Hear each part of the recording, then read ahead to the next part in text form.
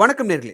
1945ல Hiroshima, நாகாசாகில நடந்த nuclear bomb பிளாஸ்ட்க்கு அப்புறம் ஒரு 2, 3 நாளுக்கு அப்புறம் ஹிரோஷிமா அண்ட் நாகாசாகில ஒரு விஷயம் நடந்தது. அதே விஷயம் இப்ப தெஹ்ரான்ல, ஈரான் தலைநகர் தெஹ்ரான்ல இப்ப மறுபடியும் நடந்திருக்கு. இதுக்கு முன்னாடி கல்ஃப் வார் நடந்தப்பவும் இதே பிரச்சனை நடந்திருக்கு. அது என்ன அப்படின்னா பிளாக் ரெயின். இத world health organisation one of the worst things அப்படின்றதையும் வேர்ல்ட் ஹெல்த் ஆர்கனைசேஷன் சொல்றாங்க.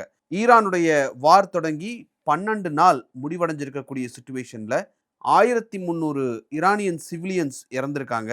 175 ஸ்கூல் குழந்தைக இறந்திருக்காங்க. லட்சக்கணக்கான மக்கள் இடம் மாற்றம் செய்யப்பட்டிருக்காங்க. இதெல்லாம் நடந்துட்டு இருக்கும்போது இந்த ஒரு ஹாரிஃபையிங் டெவலப்மெண்ட் ஈரான்ல இருந்து வந்திருக்கு. அங்கிருந்து வந்த இன்டர்வியூஸ் எல்லாம் எடுத்து பார்க்கும்போது 2 இன்டர்வியூஸ் ரொம்ப முக்கியமா படுது. அதுல ஒண்ணு, நான் மழையில அப்படியே வெளியில போயிட்டு வந்தேன். போயிட்டு வரும்போது மழை வந்தது. மழையில நனைஞ்சிட்டே வீட்டுக்கு வந்து பார்க்கும்போது ஒரே தலைவலி எடுக்க ஆரம்பிச்சது. அண்ட் நாக்குல ஒரு மாதிரி பிட்டர் டேஸ்ட், கசப்பான டேஸ்ட் இருந்துகிட்டே இருந்ததுங்கிறது ஒரு இன்டர்வியூ. இன்னொரு இன்டர்வியூ என்ன சொல்றாங்கன்னா, நான் நைட் காரை வெளியில நிறுத்தியிருந்தேன். வெள்ளை கலர் கார் தான். காலையில எந்திரிச்சு பார்க்கும்போது ஒரே அழுக்கா கருப்பா மேலே ஏதோ ஒரு படலம் படிஞ்ச மாதிரி இருக்கு. அந்த ஒயிட் கலர் கார் அப்படிங்கிறதே அங்கே இல்லை, நிறைய அழுக்கு பிடிச்ச மாதிரி அந்த கார், என்னோட கார் இருந்தது அப்படின்னு சொல்லி அந்த இன்டர்வியூஸ் இருந்தது. இது எல்லாத்துக்கும் என்ன அப்படிங்கிற ஒரு விளக்கத்தை வேர்ல்ட் ஹெல்த் ஆர்கனைசேஷன் சொல்லியிருந்தாங்க. அது என்னன்னா, ஈரான்ல இப்போ பெய்திருக்கக்கூடிய மழை அப்படிங்கிறது இஸ் நாட் நார்மல் ரெயின். அதுக்கு பேர் பிளாக் ரெயின் அப்படின்னு சொல்றாங்க. யூஎஸ் அண்ட் இஸ்ரேல் ஈரானுடைய ஃபியூவல் டிபாட்ஸை பாம் பண்ணாங்க. அது மட்டும் இல்லாமல் ஆயில் ஃபெசிலிட்டிஸ் எல்லாத்தையும் அடித்து காலி பண்ணியிருக்கக்கூடிய சுச்சுவேஷனில் தெஹ்ரானில் ஃபயர் ஆக்சிடென்ட் அப்படிங்கிறதும் ரொம்ப பெரிய அளவில் நடந்துக்கிட்டே இருக்கு. இந்த தீ, அதனால் ஏற்படக்கூடிய புகை, அது மேலே இருக்கக்கூடிய ரெயின் கிளவுட்ஸ், மழை மேகங்களில் கலந்து இப்போ டாக்ஸிக் பொல்யூட்டன்ஸ் கலந்த மழையா ஈரானில் குறிப்பாக ஒரு சில பகுதிகளில், தெஹ்ரான் மாதிரியான பகுதிகளில் பேஞ்சுக்கிட்டு இருக்கு அப்படிங்கிறது தான் வேர்ல்ட் ஹெல்த் ஆர்கனைசேஷன் சொல்லியிருக்கக்கூடிய முக்கியமான விஷயம். இந்த ரெயின் அப்படிங்கிறது நார்மல் கிடையாது.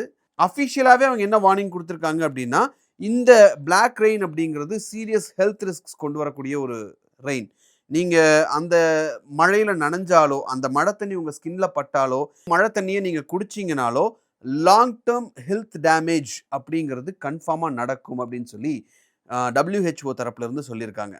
பாம் மட்டும் இல்லை, இப்போ ஈரானை பொறுத்த வரைக்கும் பெய்யக்கூடிய மழையுமே பாய்சன் ஆகக்கூடிய சுச்சுவேஷனில் தான் இருக்குது. இதுதான் இந்த ஈரான் யூஎஸ் வாருடைய ஒரு டிராஜிக் சாப்டர் அப்படின்னு கூட நம்ம சொல்லலாம். இதுக்கு முன்னாடி 1945ல ஹிரோஷிமா, நாகசாகியில் அந்த நியூக்ளியர் பாம் வெடிச்சதுக்கப்புறம் ஒரு மேசிவ் ஃபயர் உண்டாச்சு. அதன் மூலமாக ஆன அந்த ஸ்மோக் அங்கே இருக்கக்கூடிய மழை மேகங்களில் படிஞ்சுது. அதுக்கப்புறம் ஒரு 2-3 நாளில் இதே மாதிரியான ஒரு பிளாக் ரெயின் சினாரியோ உருவாச்சு. மழை வந்தது. அந்த போரில் தப்பிச்சவங்க கூட அந்த மழையில் நனைஞ்சதுனால அவங்களுக்கு கேன்சர், ரேடியேஷன் சிக்னஸ் மாதிரியான விஷயங்கள்லாம் வந்தது அப்படின்னு சொல்லி சொல்கிறாங்க. இப்படி இருக்கக்கூடிய நிலையில் தெஹ்ரானில் பெய்யக்கூடிய மழை அப்படிங்கிறது இட்ஸ் நாட் நார்மல். கெமிக்கல்ஸால் மாசுபடுத்தப்பட்ட மழை அப்படிங்கிறத வேர்ல்டு ஹெல்த் ஆர்கனைசேஷன் கன்ஃபார்மே பண்ணியிருக்காங்க. இப்படி இருக்கக்கூடிய சுச்சுவேஷனில் இதையும் அதையும் போய் கம்பேர் பண்ணுறீங்களே அப்படின்னு நீங்கள் கேட்கலாம். பட் இது ரெண்டுக்குமே ஆன ஃபினாமினன் ஒன்று தான். அங்கே நடந்தது நியூக்ளியர் பிளாஸ்ட், இங்கே நடந்தது ஆயில் ஃபீல்ட்ஸை எரிச்சதுனால வரக்கூடிய பொல்யூஷன் அப்படிங்கிறது. ரெண்டுக்குமே ஒரே ஃபினாமினன், பட் ரெண்டும் வெவ்வேறு மாதிரியான விஷயங்கள். ஆனால் வரக்கூடிய மழை பிளாக் ரெயின், பொல்யூட்டட் ரெயின் அப்படிங்கிறது தான் மிக முக்கியமான விஷயமா இருக்கு. இப்போ இது தெஹ்ரான்ல நடந்துட்டு இருக்கக்கூடிய விஷயம். ஸோ இப்படியெல்லாம் ஈரான்ல ஒரு விஷயம் நடந்துட்டு இருக்கும்போது வேர்ல்டு ஃபுல்லாக க்ரூட் ஆயிலுடைய தட்டுப்பாடு அப்படிங்கிறது பெரிய அளவில் இருக்கு. ஹோட்டல்ஸ் எல்லாம், குறிப்பாக சென்னை, பெங்களூர் மாதிரியான இடங்களில் ஹோட்டல்ஸ் எல்லாம் மூடக்கூடிய சுச்சுவேஷன்லாம் பார்க்குறோம். மூடிட்ட சுச்சுவேஷனையும் நம்ம பார்க்குறோம். சாம்பார்லாம் அளவாக தான் கொடுப்போம் அப்படின்ற மாதிரியான சுச்சுவேஷன்ஸ் எல்லாம் பார்க்குறோம். இப்படியெல்லாம் நடந்துட்டு இருக்கும்போது ட்ரம்ப் ஒரு விஷயம் சொல்லியிருக்காரு. என்கிட்ட 415 மில்லியன் பேரல் க்ரூட் ஆயில் இருக்கு, ஸ்ட்ராட்டஜிக் ரிசர்வாக வச்சிருக்கோம். ஆனால் இப்போதைக்கு அதை மார்க்கெட்டில் கொடுக்க மாட்டோம். எவ்வளவு விலை ஏறினாலும் அதை சந்தையில் கொடுக்க போகிறது கிடையாது அப்படிங்கிறத ட்ரம்ப் சொல்லியிருக்காரு.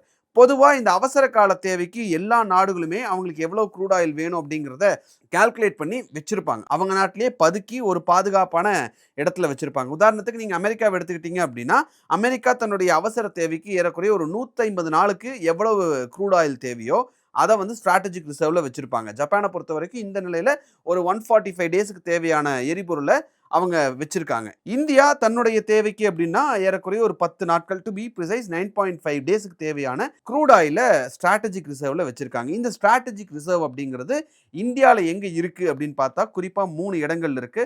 ஆந்திர மாநிலம் விசாகப்பட்டினத்துல 1.33 மில்லியன் டன்னும், கர்நாடக மாநிலம் படூர்ல 2.5 மில்லியன் டன்ஸ் ஆஃப் க்ரூட் ஆயிலும் ஸ்ட்ராட்டஜிக் ரிசர்வ்ல வச்சிருக்காங்க. அதே மாதிரி மேங்களூர்ல ஒரு 1.5 மில்லியன் டன்ஸ் ஆஃப் க்ரூட் ஆயில ஸ்ட்ராட்டஜிக் ரிசர்வ்ல வச்சிருக்காங்க அப்படிங்கிறது இந்தியன் கவர்மெண்ட்டே கொடுக்கக்கூடிய ஒரு தகவல். இதை நம்ம வந்து பேசிக்கா ஒரு 2 விதமா புரிஞ்சுக்க முடியும்.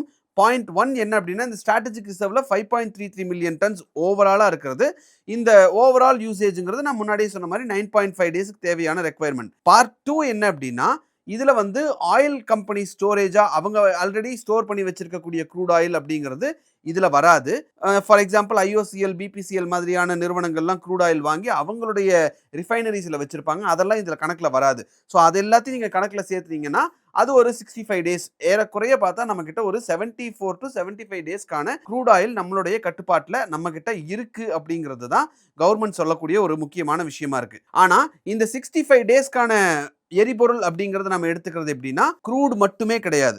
பெட்ரோல், டீசல், கெரோசின் மாதிரியான ரிஃபைன்டு ப்ராடக்ட்ஸையும் சேர்த்து தான் 65 டேஸ்க்கு தேவையான கவுண்ட் நம்ம கிட்ட இருக்கு அப்படிங்கிறது தான் இதோட அண்டர்ஸ்டாண்டிங். அண்ட் இதுல இன்னொரு விஷயம் என்ன அப்படின்னா, இந்த நம்பர்ஸ், அதாவது நம்ம கிட்ட இருக்கக்கூடிய க்ரூட் ஆயிலுங்கிறது 9.5 டேஸ்க்கு தான் தேவைக்கான அளவு தான் இருக்கு அப்படிங்கிறது 2019-2020ல வந்த டேட்டா பாயிண்ட்ஸ். ஸோ இந்த ஸ்ட்ராட்டஜிக் ரிசர்வ்ல ஏன் 5 மில்லியன் டன்ஸ் மட்டும் தான் வச்சுக்க முடியும் அப்படின்ற ஒரு கேள்வி எழுது இல்லையா?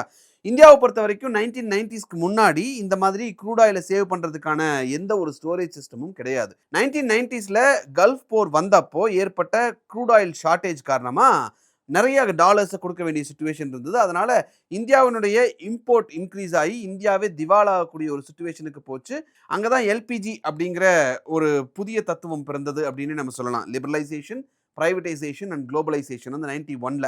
அதுக்கு முன்னாடி நடந்தது தான் இந்தியா திவாலாகக்கூடிய ஒரு சுச்சுவேஷன் போனது. அதுக்கப்புறம் வந்து ஒரு புதிய பொருளாதார கொள்கை கொண்டு வராங்க. அதோடைய அடிப்படையில தான் 1998ல அவசர கால தேவையை பூர்த்தி செய்யறதுக்கு நம்ம கிட்ட ஒரு ஸ்ட்ராட்டஜிக் ரிசர்வ் இருக்கணும் அப்படின்னு சொல்லி அப்ப முடிவு பண்ணி கட்டப்பட்ட இந்த ஸ்ட்ராட்டஜிக் ரிசர்வ்ல அப்ப இருந்து இப்ப வரைக்கும் ஏறக்குறைய 5 million tons of crude oil தான் நம்மளால ஸ்டோர் பண்ண முடியும். ஏறக்குறைய ஒரு 25 to 27 இயர்ஸ் ஆச்சு. இந்த நம்பர்ஸ்ல எந்த பெரிய மாற்றமும் இல்லை அப்படிங்கிறது தான் இதுல முக்கியமான விஷயம். ஆன் த அதர் ஹேண்ட், ஈரானுடைய வார் பத்தி எல்லாரும் பேசிட்டு இருக்காங்க. ஆயில் பிரைஸ் எல்லாம் கம்ப்ளீட்டா உயர்ந்திருக்கு. பெட்ரோல், டீசல் இனிமேல் கிடைக்குமான்னு தெரியல. எல்பிஜி கிடைக்கவே இல்லை அப்படின்னு மக்கள் ஓரளவுக்கு மைண்ட் லெவல்ல கன்ஃபார்ம் ஆகி விறகுல சமைக்கக்கூடிய சுச்சுவேஷன்லாம் போயிட்டு இருக்கிறப்போ, யாருமே பேசாத ஒரு இடம் கமாடிட்டி மார்க்கெட். கமாடிட்டியில அடுத்த கோல்டு இதுதான் அப்படின்னு சொல்லி இன்ஸ்டாகிராம்லையும் யூடியூப்லையும் நிறைய வீடியோஸ் போக ஆரம்பிச்சிருக்கு. ஏற்கனவே கோல்டு பிரைஸ் இன்க்ரீஸ் ஆனோனையும் அடுத்த கோல்டு சில்வர் தான் அப்படின்னாங்க. ஸோ சில்வரோட பிரைஸ் வந்து 200-300% இன்க்ரீஸ் ஆயிடுச்சு அப்படின்னோனையும் அடுத்த கோல்டு வந்து காப்பர் தான் அப்படின்னு சொல்லி நிறைய விஷயங்கள் ப்ரமோஷன் போயிட்டு இருந்ததை பார்த்தோம். இப்போ இந்த ஈரான் வார் வந்ததுக்கு அப்புறம் அடுத்த கோல்டு அப்படிங்கிறது அலுமினியம் தான். அலுமினியமோட பிரைஸ் எந்த அளவுக்கு இன்க்ரீஸ் ஆயிருக்கு தெரியுமா அப்படின்னு சொல்லி கண்டினியூஸாக சோஷியல் மீடியாவில் பார்க்குறத, அந்த மாதிரி ப்ரமோஷன்ஸ் போகிறத பார்க்க முடியுது. ஸோ அலுமினியம் அப்படிங்கிறது ஆப்வியஸாக நம்ம வீட்டில் இருக்கக்கூடிய ப்ரெஷர் குக்கரு, ஃபோனு, அதில் மாதிரியான விஷயங்கள்லாம் யூஸ் பண்ணக்கூடிய ஒரு விஷயம் தான். அப்படின்னாலும் 4 வருஷத்தில் இல்லாத அளவுக்கு இந்த ஈரான் வார் காரணமாக அலுமினியமோட ப்ரைஸ் இன்க்ரீஸ் ஆயிருக்கு அப்படின்னு சொல்லி தகவல்கள் வந்திருக்கு. Which is of 4 year high. கடைசியா 2022ல ரஷ்யா உக்ரைன் வார் ஸ்டார்ட் ஆன டைம்ல இதே மாதிரியான ஒரு பிரைஸ் ஹைக் இருந்தது அப்படின்னு சொல்லி சொல்றாங்க. இதுக்கு முக்கியமான காரணம் obviously Iran war. Strait of ஹார்மஸை கம்ப்ளீட்டா க்ளோஸ் பண்ணிட்டாங்க. ஸோ கல்ஃப்ல இருந்து வரக்கூடிய அலுமினியம் அங்கேயே ஸ்ட்ரக் ஆகி நிற்கிறதுனால குளோபல் சப்ளை அப்படிங்கிறது ரொம்ப டைட்டா இருக்கு. அதனால பிரைஸ் வந்து இன்க்ரீஸ் ஆயிருக்கு அப்படிங்கிறது தான் பாயிண்ட்.